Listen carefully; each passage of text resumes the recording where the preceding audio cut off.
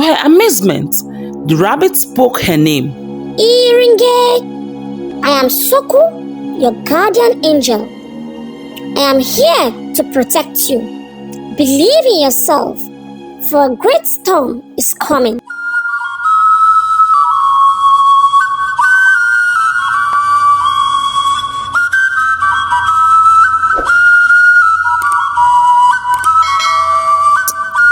A long time ago, in the heart of the vibrant Akaha land, where the waters whisper tales of joy and sorrow, there lived a cheerful girl named Iringi, born into the loving embrace of fish traders. Her world revolved around the love of her parents, who worked tirelessly to provide for their daughter. Mr. Ebiere, Iringe's father, was a skilled fisherman, while her mother diligently sold the bountiful catch. Iringe's world, once brimming with the laughter of her father and the aroma of the sea, plunged into darkness when tragedy struck.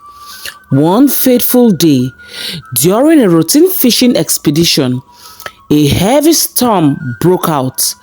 This made the sea treacherous, and the boat carrying Mr. Ebiere capsized.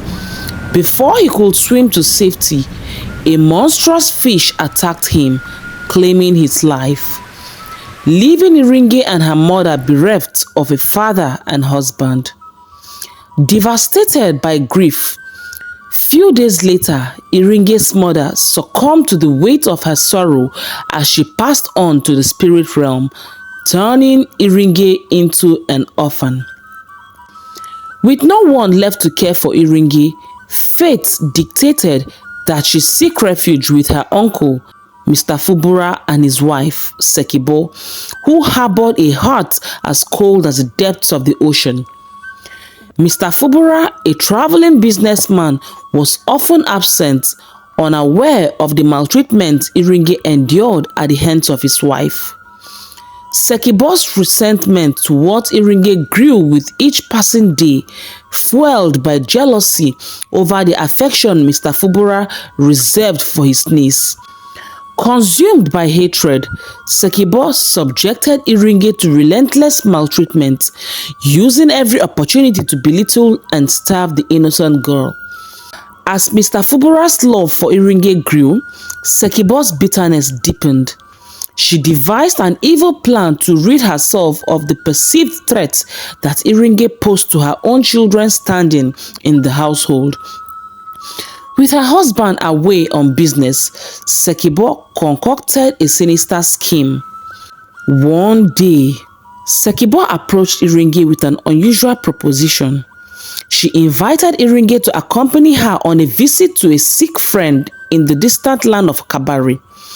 The unsuspecting Iringe, naive and hopeful, saw this as a glimmer of kindness from her aunt, eagerly agreed. Little did she know Sekibo's true intentions were far more sinister than a simple visit. At the early hours of the morning, when only few people had woken up, they embarked on the journey. As they ventured deeper into the forest, Iringe's anxiety heightened, but her trust in her aunt outweighed her instincts.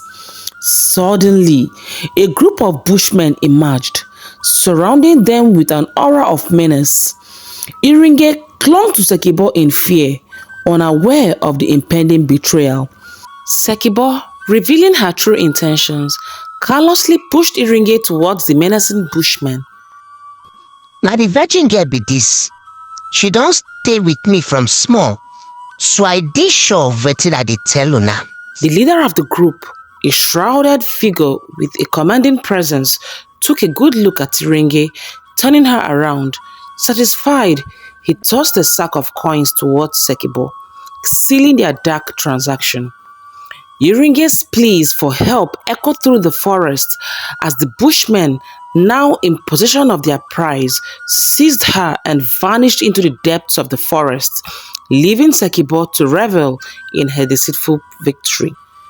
In the wake of Iringe's disappearance, Mr. Fubura returned from his business trip.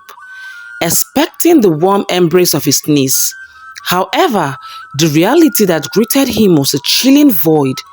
His beloved niece Iringi was nowhere to be found. Heart heavy with concern and disbelief, he inquired about her whereabouts, only to be met with Sekibo's deceitful tale. Sekibo, wearing a mask of false concern, spun a web of lies, claiming that Iringe had run away. But Mr. Fubara, sensing the dishonesty in his wife's eyes, refused to accept such a convenient explanation. Determined to find his niece, he initiated a search for Iringe, deploying a search party that combed through the village, bushes, and the ominous forest. Days turned into nights, and the search proved futile. Iringe seemed to have vanished without a trace, leaving behind a void in Mr. Fubara's heart. The villagers, too, were puzzled and sympathetic, their whispers carrying the weight of uncertainty. Despite the efforts to find Iringe, the forest held its secrets close, concealing the sinister plot orchestrated by Sekibo. With a heavy heart, Mr. Fubara resigned himself to the belief that Iringe was lost to the hands of fate.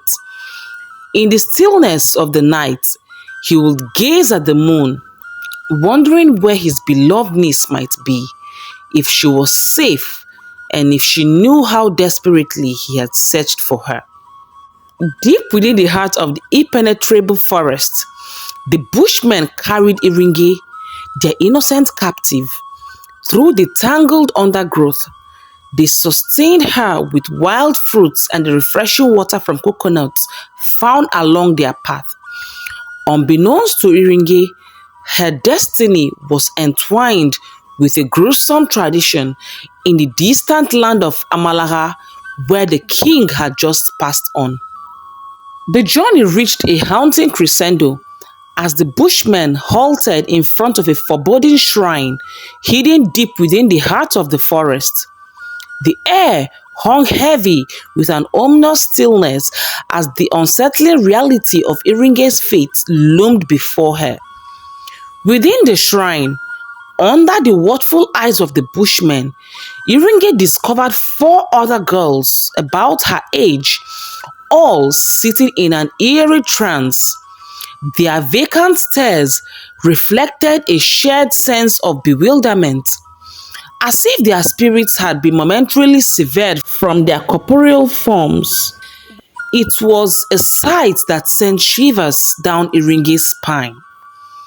In the dimly lit space, a witch doctor, adorned in ritualistic regalia, performed ancient rites to ascertain the purity of the chosen virgins. Iringe's heart raced as the ritual unfolded, each moment bringing her closer to an unfathomable destiny. The ominous chants and the flickering candlelight cast haunting shadows, emphasizing the gravity of the impending sacrifice. The witch doctor, after completing the ritual, declared that all 5 girls, including Iringe, were indeed virgins, a chilling verdict that sealed their fates. The bushmen, now entrusted with a mission of dark consequence, received the go-ahead to transport the unwitting girls to the distant village of Amala. In the village of Amala, where traditions were etched in stone, the demise of the king demanded the sacrifice of 5 virgin girls who would accompany the departed king into the realm of spirits. The 5 virgins, including Iringe, were led away from the shrine, their steps echoing the somber rhythm of an impending tragedy. As they ventured into the unknown, Iringe's tears mingled with the shadows, her heart heavy with the weight of an unimaginable destiny. As the group approached the sea, the vast expanse of water lay before them, stretching to the horizon like an endless canvas. To reach the land of Amala, nestled in the middle of the sea. They will need to cross the turbulent waters. Two of the bushmen ventured into the dense forest to gather bamboo, which will be fashioned into rafts to carry them across the sea, while the three remaining men watched over the captive girls. In their midst, Iringe, still grappling with the fear of the unknown, turned away from the somber group and faced the shadows of the forest. In that moment of solitude, contemplating her fate, she was startled by the appearance of a wild rabbit. To her amazement, the rabbit spoke her name, Iringe. with a familiarity that sent shivers down her spine. I am Soku, your guardian angel. I am here to protect you. The rabbit spoke gently. Fear not, for no harm will come to you. Believe in yourself, for a great storm is coming. Iringe, caught between reality and the mystical encounter, questioned Soku about its ability to protect her, especially since it couldn't swim. Soku responded cryptically, "Believe in yourself." Before Iringe could ask further questions, Soku vanished. As Iringe tried to process the surreal encounter, she realized that one of the bushmen was approaching her. Having overheard her seemingly one-sided conversation, with a sense of urgency, Iringe kept Soku's visitation to herself, uncertain of how the others would react. After what seemed like eternity, the rafts were finally ready, and the time had come to embark on the perilous journey across the sea to Amala. Iringe, along with the other captive girls, boarded the bamboo raft. The men, their faces expressionless, guided the vessel into the open sea. The rhythmic sounds of the paddles against the water echoed the impending journey into the unknown. The girls, bound by fate, exchanged glances that conveyed a silent solidarity. Iringe, with Soko's enigmatic words echoing in her mind, steeled herself for the challenges ahead. The rafts, propelled by both fear and determination, set sail towards the enigmatic land of Amala, leaving behind the familiar shores and venturing into the uncharted waters of destiny. Do you want to know what eventually happened to Iringi and the girls? If you want to know what happened to them, make sure to subscribe, not forgetting to hit on the bell notification icon so that when I post the part 2 of this video, you would be the first to know about it. Thank you.